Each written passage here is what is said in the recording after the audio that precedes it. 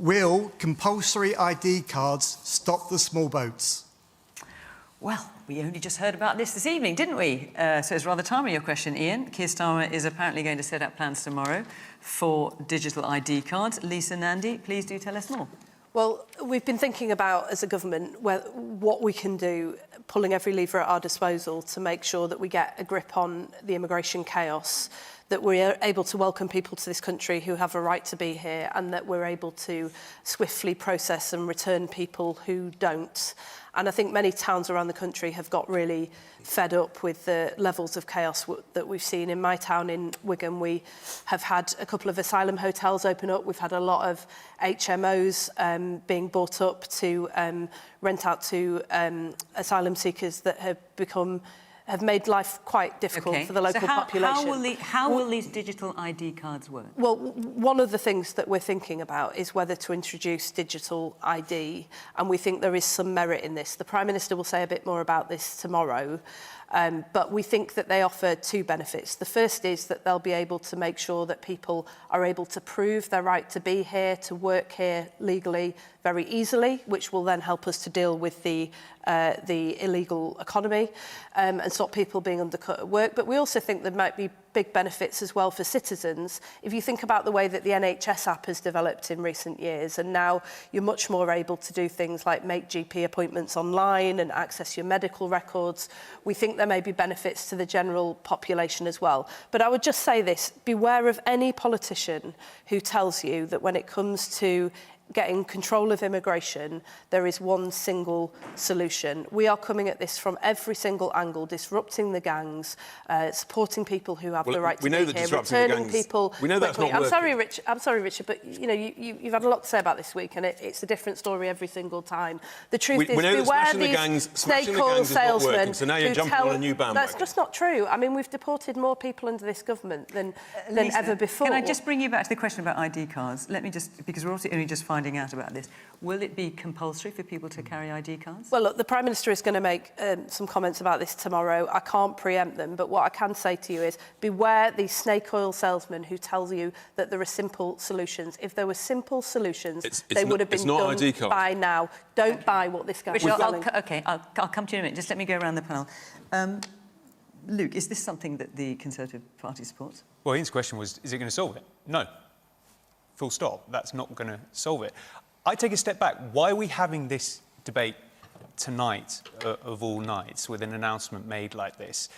There's something called in politics the dead cat theory, where you're not sure what to do. You throw a dead cat out to distract, because the Prime Minister's under pressure from the likes of Andy Burnham coming forward and putting pressure on him.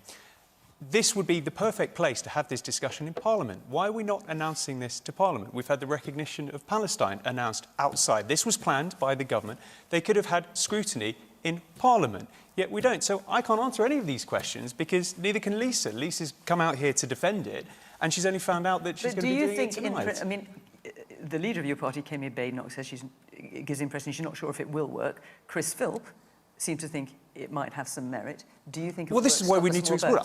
I don't know. I genuinely don't know. Okay, you don't know? Well, let me just ask that question, because we don't know, is it going to be access for NHS? What about digitally excluded people? Are they going to have them?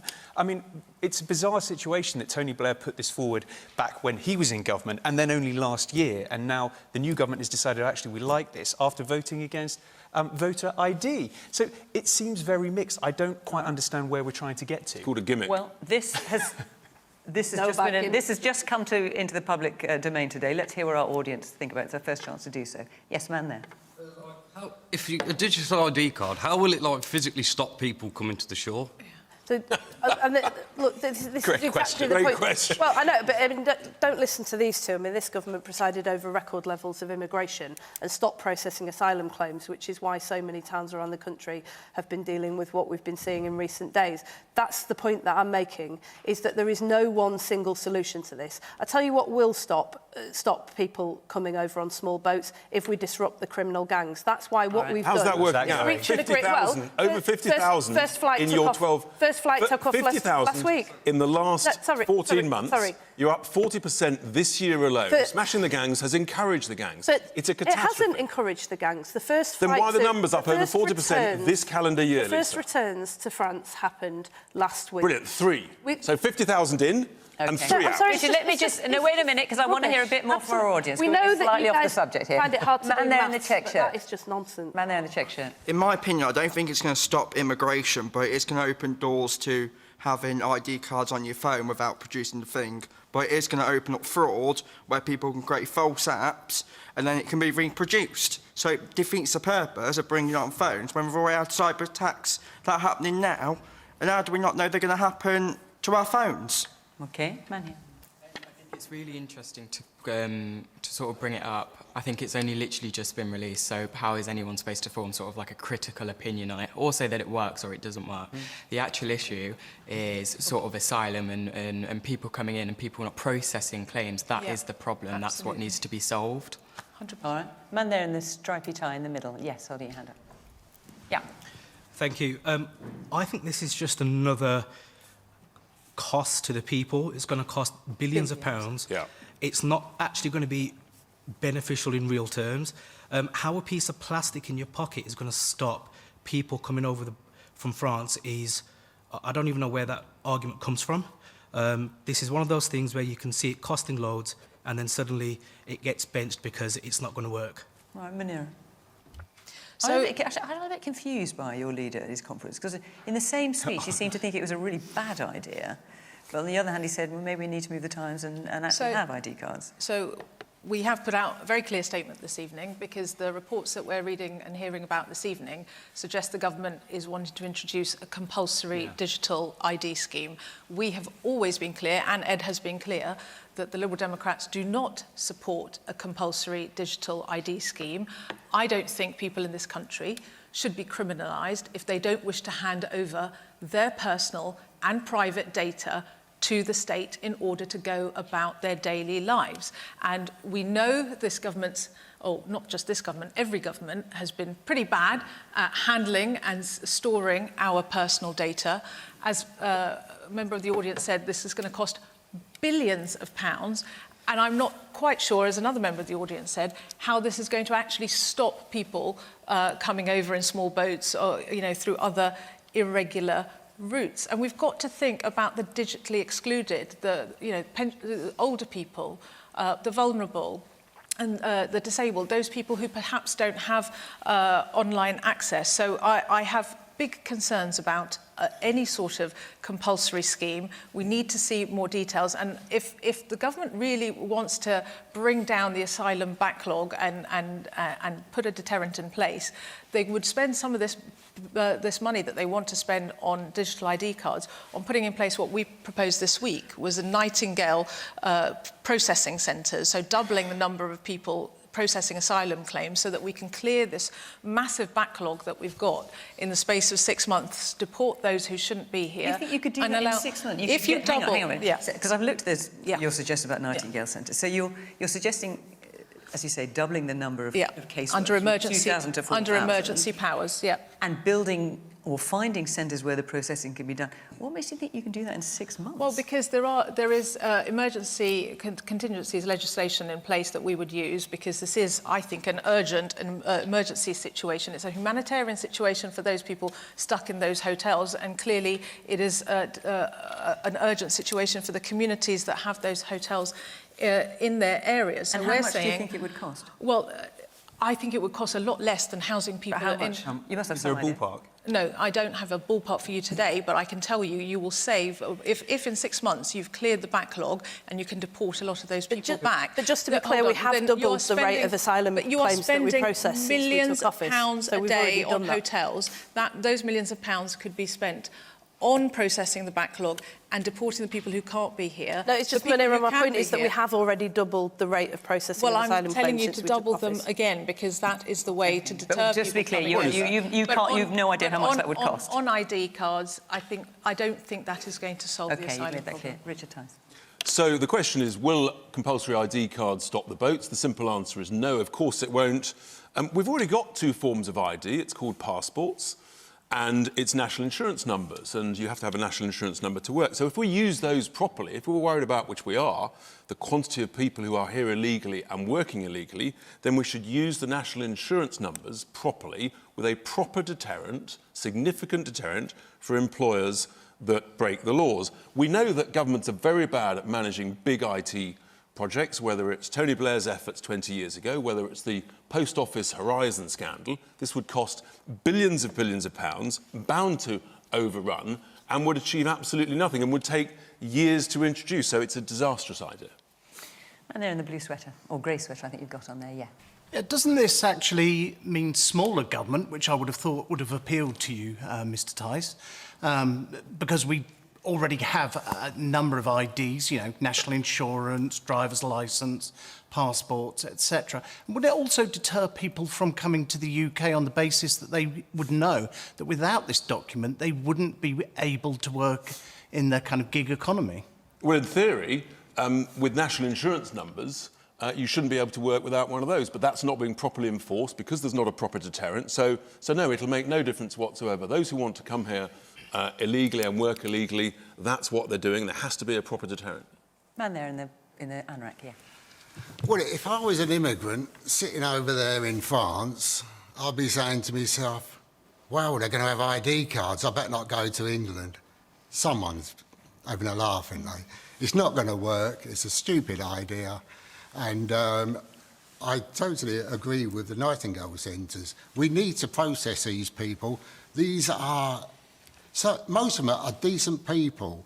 They're well educated, they've done well, they've travelled all the way across Europe to get here, so they've got to have some initiative. Let's get them in our workforce. Let's get them processed and get them working so they can pay back.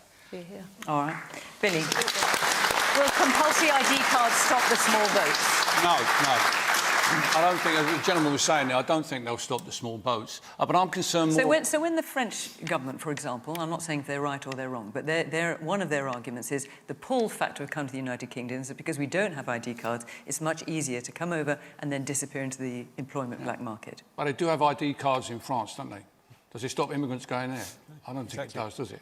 No. My concern is more about civil liberties, to be perfectly honest with you. All of a sudden, it's put the whole problem onto us. We're going to be the people who have to be carrying these cards around. So if you're acting in a way that is not standard, the way people, you know, the council or the police look at it, the chances are you're going to be stopped. Since the Equalities Commission said that trans women shouldn't use ladies' toilets, cis women are being confronted because they don't present in a traditional feminine way. They're being angrily confronted in ladies' toilets now. And I think this will be the same. Any person who doesn't look like a standard English person could be stopped by the police or the authorities, demand to produce their card. And even those people who do look like a standard English person, if we can decide what that is.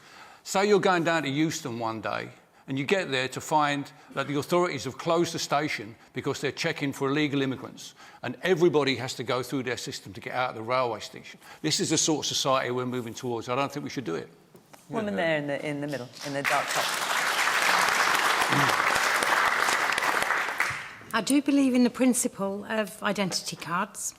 But unfortunately, I think the timing's not right. And until we get on top of the criminal gangs, the fraud behind passports and identity fraud, it's just another opportunity for the criminal gangs to raise funding to support further terrorism. So it's interesting, the responses I'm getting. Obviously, I only know what the people putting their hands up are saying. There's some polling, it's not a huge amount, which suggests that more people are in favour of identity cards than not. Now, just out of interest, and I say this story's only broken, there's lots we don't know about the plan that the government is proposing. But can I have a show of hands? Who is in favour here of ID cards? Well, not the majority, I think it's fair to say. Let's hear from someone who is in favour. Yes, you're there with the glasses. Hang on, we'll just get a microphone to you. Yeah. I think in terms of the criminal gangs, if that's such an issue with the boats, and obviously they're we're saying that the immigrants are coming in through organised crime groups, if we've got the ID card and we're able to track actually the movements and things, that's going to bring money back, which obviously, in terms of that in the society, it's going to be able to be used in other places as well, which we desperately need at the minute. So I don't particularly see the issue with them. Okay, and I think you put your hand up as well, did you, next to... Oh, someone did. Oh, God, I'm losing my marbles here. Ian, you asked this question. You got your hand up at the back. What do you think? I agree it's maybe part of the solution. It's not going to solve it on its own. Exactly. I agree we need to be very careful with politicians but promised a magic bullet. I mean, that's been proven to be wrong in the past. I think whatever we do, I take a broad Billy's point, we need to treat people with dignity and respect. Yeah. These people are desperate, they've come here, OK? Whatever we do, we need to treat them with respect. And if we're going to do it, we need to do it respectfully. Man here in the front in the white shirt. I just travelled back from Estonia. They are an incredible digital-first country. They have an ID card system that works incredibly well. All government systems are all online. Richard mentions national insurance numbers. The national insurance number isn't associated with your photo or details. Essentially, what you can start to do here, and we're only hypothesising until Keir Starmer announces it tomorrow, but you could stop benefit fraud, NHS fraud, a lot of ways in which people are claiming from the system, you could stop it dead by having a single ID card system.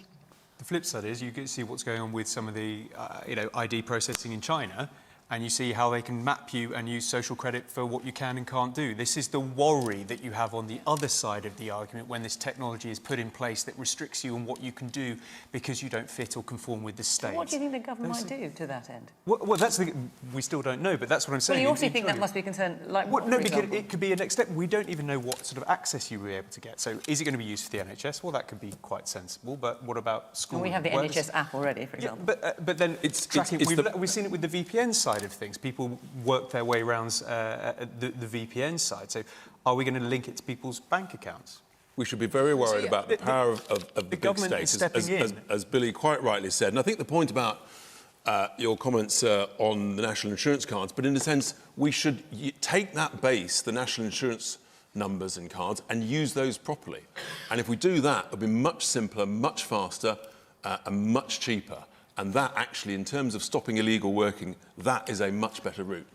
So, Lisa, this is going to be announced tomorrow, and I appreciate you're slightly on the spot here because you don't want to preempt Oh, go on. what the PM's going to say. But obviously, we want to find out as much as possible tonight. What do you think about what you're hearing? Because it's not a universal welcome. Yeah, look, I think with respect to Luke and Munira, I think and Billy as well, I do think there is a proper debate that we've been having as a country for quite some time, and it's right to raise concerns about the role of the state and how far the state is able to encroach on people's lives. I totally take that point. But I do also think that we've got a real problem in this country. We've got people struggling to access services that they should be able to access. I mean, the voter ID was a really good case in point. Nobody, certainly Labour you wasn't were opposed to voter ID. Just let me finish this sentence, because this is the point, is that one of the real concerns we had with voter ID was not about being robust about the electoral system. We all supported that. It was the fact that only certain people were being asked to show ID and they didn't necessarily have that ID, so it was cutting people out from the system. But you were opposed at the time to the principle of voter ID, and you've changed your position. ID. But I would just say this as well, is that the asylum chaos that we inherited is awful. It's awful for people who need to come here to find a place of safety, who are kept for years and years living in the most appalling conditions, unable to work. It's awful for people who want to see the economy thrive and want to see people contribute. It's awful for people whose communities are being destroyed by the ongoing battles where people are being placed into that accommodation, and you've got far-right demonstrations and people having to put up with that every single day of their lives. And we are determined to get a grip on that. Now, do I think that digital ID is the whole solution? Of course I don't. Do I think that we should be pulling every lever at our disposal to deal with this? Yes, I do. And all the things that have been mentioned on this panel, processing claims much more quickly, closing down asylum hotels, removing people swiftly who don't have the right to be here, agreeing a returns deal with France, all of those things. But you're already experiencing the problems with the lefty lawyers. I would just say this the lawyers are stopping you until you leave the ECHR. Have opposed every single one of those measures. And then you can't because none of them are working, and say there's a problem, and then with a straight face turn to this audience. Hang on. Can I just say, when you both speak at the same time, no one at home can hear you. So make your point separately. Perhaps you could let me finish the sentence then. You cannot sit here with a straight face and oppose every single measure that we've put forward to tackle this when you don't have a single one of your own. And also, Richard, I have to say, you've got to leave the ECHR. You've got lawyers, as we speak, stopping you from returning people to France. You've experienced that in the last... You've done 3, maybe 4. Brilliant. Well done. 50,000 have arrived since the election. Until we leave the ECHR, scrap the Human Rights Act, this will never stop. That is the reality. You've got to detain and deport rapidly. You're suggesting that by leaving the ECHR, this will solve all the problems. It will be OK. And It'll stop the lawyers and their lawfare. That's what it'll do. Yeah, well, we bought a leave everything argument off the leader of your party before, and it didn't quite work out the way we were expecting it to. A lot of people have buyer's remorse over Brexit. So that kind of simplistic argument is the sort of thing that leaves you in a very, very difficult situation with regard to your relationships with our neighbours, who are the people we have to rely on to sort this problem out, because it's not just us who are facing this, it's the whole of the world. So by working with them, rather than leaving everything and turning our back on things and walking away, we need to engage. And we've sent France over £500 million, and more people are leaving the French shores. So that's not working out very well either, is it? Can I turn this to the question about the ID cards? And we're having a great debate here because there's lots of questions to be asked. Can I ask Lisa, why has this not been announced in Parliament? You did make that point earlier. No, but so you're just making the same point again. Because otherwise it's critical to the entire debate that all these questions are coming up. You're asking them. We're trying to think on the spot of what's coming up. This would be something that you'd sensibly plan out and announce and talk through so we can hear what the government is planning, because you've been put on the spot because as well a previous Conservative government never made announcements outside Parliament. Parliament. It's OK. All right. Well, the fact is, it's broken on the news tonight and we're discussing it. All right, I'm going to move on. And I just want to... No, I'm going to move on, or else we'll run out of time for other questions. So